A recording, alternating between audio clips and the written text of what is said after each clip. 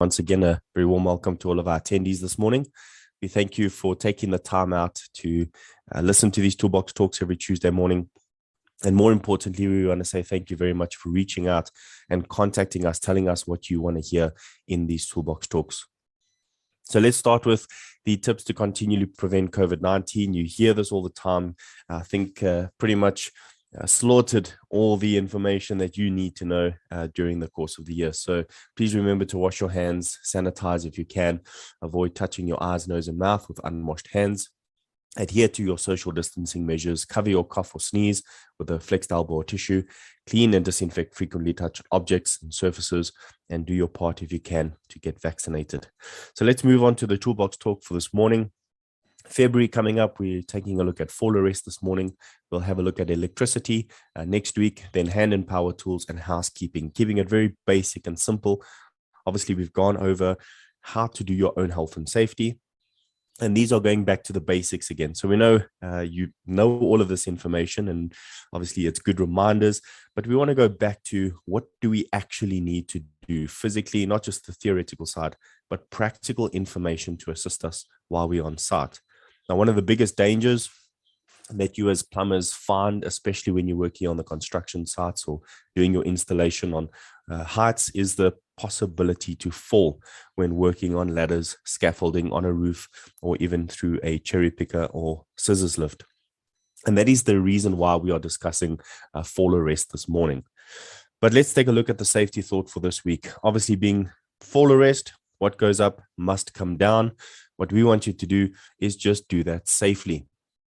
We understand that if we go up on a ladder, go up on a scaffold, or we are working on a roof or inside a ceiling, we have to come back down again. And so we might leave our equipment up there to be installed, but when we come down, we are not only bringing ourselves down, but also the tools that we have used to install. And so it's very important for us to do this as safely as possible, and thus the need for fall arrest.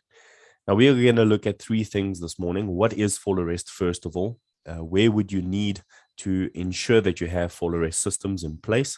And then we're going to ask you a very important question. The safety harness that you are using, have you checked it? Do you know how to put this on properly? Have you gone through the actual training? Now, you might think to yourself, fall arrest doesn't affect me. I'm not working in construction. There's so many places where fall arrest is needed, but 80% of the time, I'm working on a private home or in a corporate environment, and they do not require me to use fall arrest. Well, if that's the case and you do not fall under the legislation that requires fall arrest, maybe we need to take a look at your risk assessment. You see, it's not just the regulations under construction regulation or general safety regulation that tells us we have to have fall arrest. It is the actual risk assessment. So let's start by identifying what is fall arrest. The first thing we want to identify is A, B, and C of fall arrest systems. Now, this is because each part of our fall arrest system is going to protect us from hitting the ground. Now, the actual definition, the name, fall arrest. In other words, there is the possibility of falling. In other words, fall arrest is the form of fall protection, which involves the safe stopping of a person already falling. Now, this is important to understand. This means that you have already fallen from a height. The fall arrest is not stopping you from falling, it's stopping you from hitting the ground. And that is something that we need to take to heart. It means that you have already experienced some sort of trauma. You see, you fell from a ceiling, you fell from a height, and now you have been arrested in that fall. It is one of the several forms of fall protection, and that's why we have a fall protection plan. It lists 4 items in which we want to use in order to stop ourselves from falling if at all possible. And this would be fall restraint, fall protection, and then fall arrest, but also, if we can, fall prevention.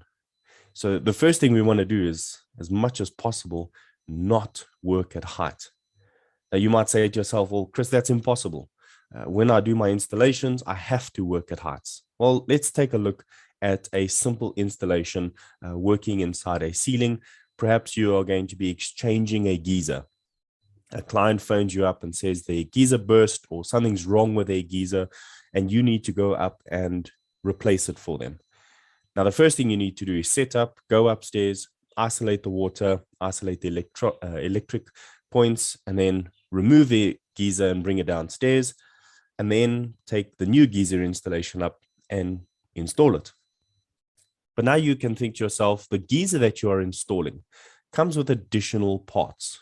So there's certain things that you have to install first on that geyser before it starts working. Now you can ask yourself, is it possible for me to perform any of that work on the ground before taking it into the ceiling to install? Well, that really depends on the type of work, the type of installation, and how it needs to be installed. But that really comes down to proper planning. If there is a possibility for you to do any of the work on the ground level first, before taking the equipment up in order to install it, any of that time is saved from working at heights. In other words, you're eliminating a small part of working at heights. Yes, you will still need to work in the ceiling. You will still need to access that height. But is there a possibility that you can eliminate some of it, if not all of it? Now, there are some situations where you can eliminate all working at heights. And that is when you are perhaps cleaning windows. Instead of using a ladder, you get a longer handle for the window cleaner. Now, we've seen this all over the place, but you are not window cleaners. You are plumbers. You have to go into these dangerous areas. Thus, you will need to use fall arrest. And so if you can't use fall elimination, you will have to wear a harness, and this is going to be attached to your ABC. So in other words, your fall arrest consists of a full body harness, an anchor point or an anchorage, as well as a connector. And there you can see it in your A, B, and C. So your B is the actual harness, your C is your connector, and your A is your anchorage point. So very similar to the actual name of the fall arrest pieces of equipment, you will be able to remember it. A for anchorage, C for connector, and B for body support. So these are your ABCs of fall arrest. In other words, you cannot have a full body harness on your person without attaching it to something. So we need to ask ourselves, is the thing that I am attaching to strong enough to support my body's weight?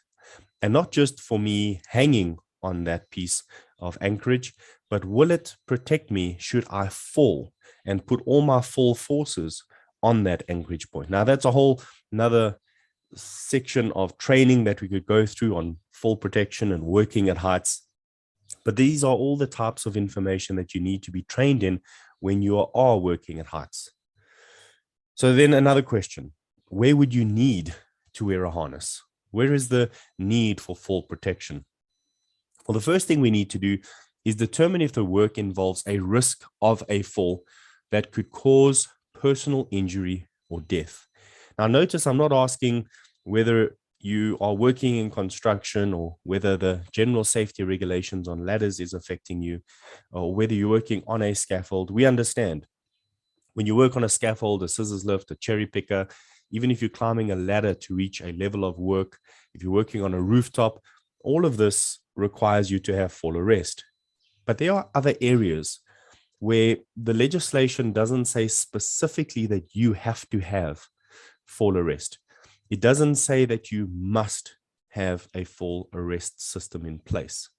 And that is where we feel, as plumbers in the industry, that we've won, because the legislation doesn't support what our client wants. And so it's not necessary. But please remember that when working at heights, that information shouldn't come from some sort of safety specification. It shouldn't come from legislation or a regulation. Those are all minimum requirements. And so when you're in construction, you have to abide by the construction regulation. But at all times, we need to apply to the Occupational Health and Safety Act.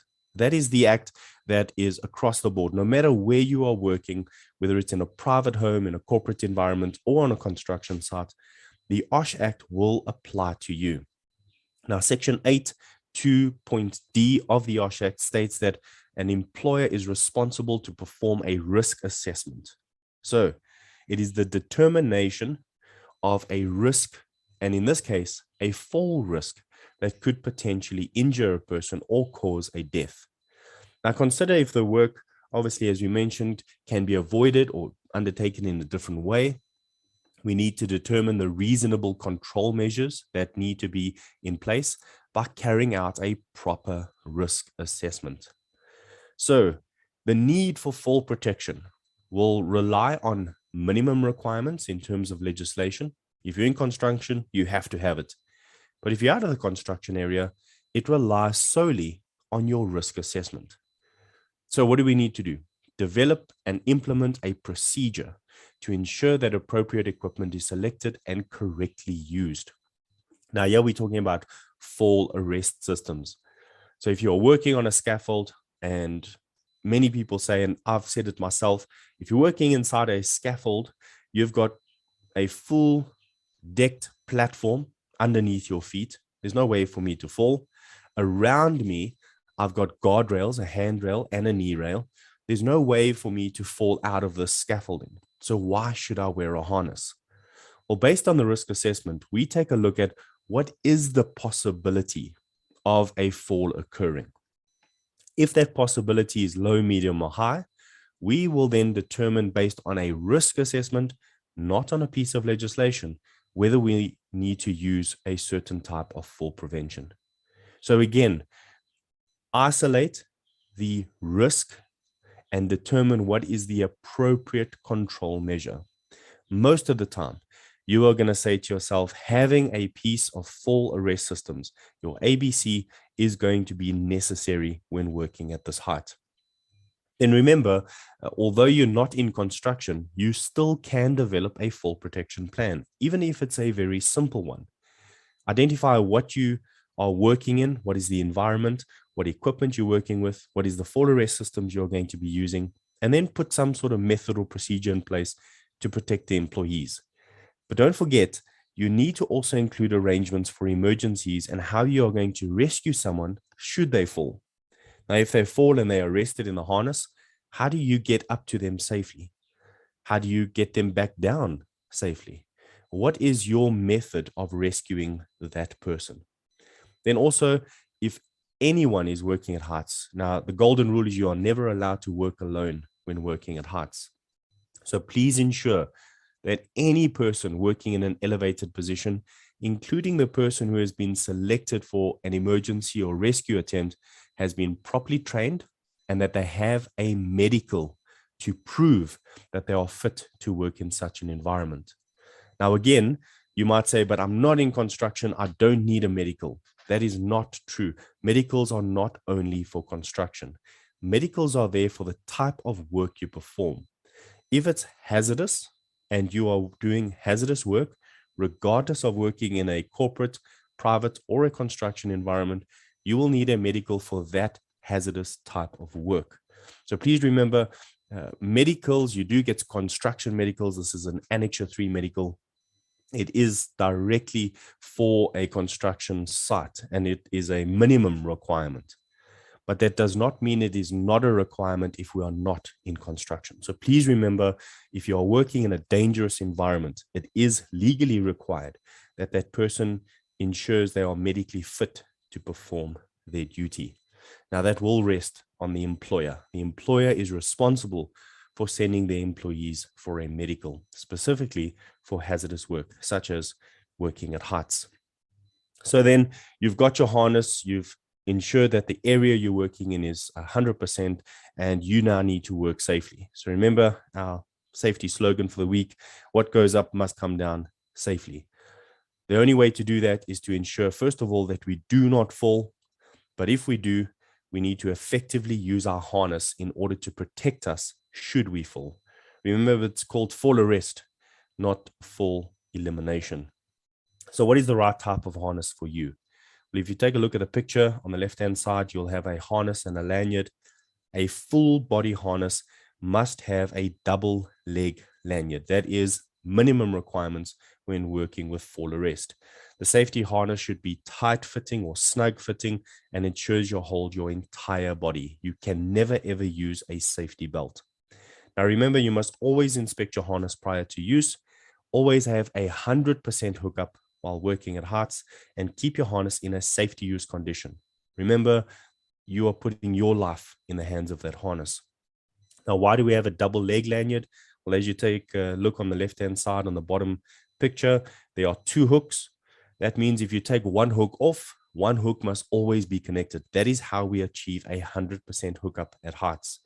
Once you have moved to a lower level, you can then remove one and place it on a lower level, and then take the other one and constantly move in a small periodic movements. So we are not going to be elevated or coming down any sort of working at heights at a high speed. We're going to take our time. We're going to do it properly. Now let's look at the 5 steps on how you should be using your harness. These 5 steps are what you should be doing every single day. This is the practical advice. So when you get to site, regardless of whether you're in construction, remember it's determined by the risk assessment. If you need to put your full body harness on, these are the 5 steps that you must do every single day. Step number 1 is make sure you inspect your harness. Take a look at the webbing. Take a look at all the fibers. Take a look at the hooks. Take a look at the overall general condition of that harness. Is it safe to use? Are there any damage that you can see, perhaps because you've been welding, or maybe you had your harness on while you were smoking, which is not a good idea because there is a possibility for you to burn through that webbing. Remember, again, this harness is protecting your life. So inspect it as if your life determined on it. Number 2 is to make sure that once you've put it over your shoulders, it is attached so that the D-ring or the D-link at the back of your shoulders is in the middle of your back and not right by your belt line. So make sure your shoulder straps are fitted correctly, adjust them should you need, and then place your leg straps on, making sure that the entire harness is starting to fit snugly. Now, once you've adjusted your shoulder straps and your leg straps, you then need to connect the chest strap around your body, and this is going to pull it even more tight around your body, and it's going to ensure a snug fit. But the last step is to do a general check once again to ensure that the entire full body harness is tight. Now, we're going to identify each one of these steps separately again, just as a reminder. The first thing you must do is visually and physically inspect the entire harness prior to use. Now, we're just going to stop and give you a side note. Many construction sites, safety files, safety officers tell you that you must inspect your harness once a day, once a week, once a month. It all depends on the site that you're working in. Excuse me. But one of the things that you must personally do is inspect your harness prior to you using it. That means if you put it on in the morning and you work at heights and you come down for lunchtime and you take your harness off and you've had your lunchtime and you come back and you put your harness on again, you need to visually and physically inspect it again. You might not need to write it into a checklist or a register, but you personally need to check it. Anything could have happened to that harness when it was out of sight. And so, yes, you've got your legislative requirements in terms of your normal checklists and registers that have to be completed. These could be daily, weekly, monthly, all depending on how you are working within your safety management system, how often you're using your harnesses. But you personally, the individual using the harness, must inspect it before it is being used. And what are you looking for? Abrasions, tears, abnormal sign of wear. Inspect the metal parts for cracks and deformities. Check the webbing and stitching. Make sure that it is going to save your life. The second thing you want to do is check the shoulders. A full body harness is designed to allow the fallen person to snugly set into the harness once they are arrested. The strap should prevent a person from falling out of the harness should a fall occur. So much like the leg straps, the shoulder straps must be fitted tight, yet comfortable at all times. This means that the entire full body harness should be fitted in a very, very neat and orderly manner, so that once you've checked the entire body harness, your D-ring is always located on your back, between your shoulders, and the ones around your hips, if it does have that for full positioning, is located in the correct position. Now, when we do our leg straps, we also want to remember that it too tight and too loose are both very dangerous. Now, so often we find employees working with a harness that is loose fitting. And if it is too loose, it can cause serious injury. Maybe you've gone through the course and you've seen some of the pictures of somebody falling in a safety harness where the leg straps are too loose. Nobody wants that. So please make sure that you've checked it before you're starting to work at heights. When tightening your leg straps, you can test to see if they're snug by doing the following. So this is the rule of thumb for leg straps, that it should be able to fit a flat hand between your body or your legs and the strap, but not a whole fist. So if you can fit your flat hand between all parts of the straps and your leg, and it is feeling comfortable, that is tight enough. If you can't fit a flat hand, it's too tight. And if you can fit more than a flat hand, like a whole fist, then it is too loose. So please remember that you must check this, especially if you're going to work at heights in a full body harness, because if you fall, you are going to have suspension trauma or other possible injuries from the actual fall in the harness. Now, it is there to protect your life, but it can be severely dangerous. Now, to ensure you have a secure fitting of the entire harness, always ensure that the waist or chest strap is connected. This ensures that the shoulder straps do not move out of position and that you cannot fall out of your whole harness. Now, the chest strap should be worn not too high so that it can choke you, but also not too low, because we don't want you to slip out of the harness. So always adjust it and fit it according to how you need to work. Now, if it doesn't fit you, harnesses come in different sizes. It's not one size fits all. Most harnesses come in small, medium, large, or extra large. Take a look at the type of harness you're working with, and please ensure that you have the right type of harness, one that is fitted to your body shape. If you don't have a proper one, you need to get a new one. Do not make a plan with a harness that you have. We know they are expensive. We do appreciate that. And employers, you are responsible for providing this type of PPE to your staff. So we understand that there is a high cost when you have to purchase these. But employees, you are responsible for looking after them. So please don't let that rest on your employer. He's purchased them or she's purchased them. You then need to look after it because it is expensive. But at the same time, you need to have the right one. It is called PPE for a reason, personal protective equipment. It is going to save your life. The last thing you want to do, the last step, is use the buddy system. Check the harness for a tight fit. Ask the person who's working with you at heights to go around the harness with you. Take a look to see if it is actually fitted snugly. Now, the reason why we are encouraging this is because you are also responsible for the health and safety of the person next to you. We all want to look after each other. We want to look after ourselves, and we want to look after our colleagues or our team members. They do become our friends. They become our family on site. Now, the OHS Act states that you, as an employee, are responsible for your health and safety, as well as the health and safety of those around you. You are never allowed to work alone when working at heights. So if there are two of you, you can both check that the harness that you are wearing is fitted tightly. And remember, saving a life is just as important as ensuring that you take a few extra minutes to check that your full body harness is working correctly.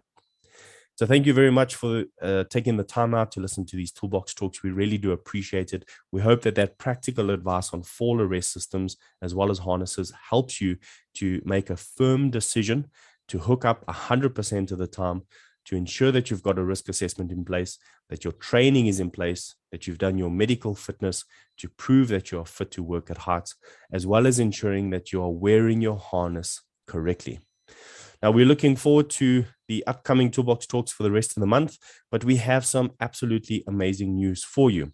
We have got approval from IOPSA to sponsor our plumbers. So any member plumber, if you are a member with IOPSA, on the 1st of March 2022, you will have access to a full mentorship program until February 2023. Now, you can finish that mentorship program any time of the year. That mentorship program will be sent out to all of our members by the end of February. The mentorship program is valued at 15,000 Rand per person. We are opening this up to every single member. So if we have 100 members, 200 members, 500 members, we don't mind. We want to get all of you trained in this mentorship program. Now, you do have to do something. You have to give us a letter stating why you feel you deserve this mentorship program. So we're going to send you out the program. We're going to detail exactly what that 15,000 Rand is going to give you. And then IOPSA is going to give it to you for free. So the value that you are getting is very high from the Institute of Plumbing South Africa. As a member, we appreciate you. We really do want you to be safe. And this mentorship program is really going to be a change in ensuring you take safety seriously.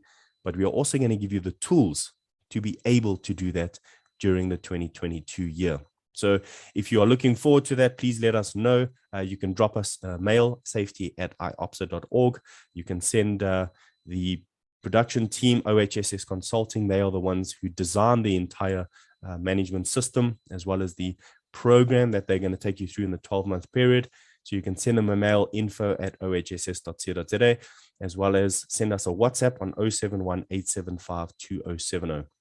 So please remember that 15,000 Rand mentorship program is going to be given to you for free. You will need to do something though, but we look forward to working with you as plumbers and members over the next year. So thank you very much.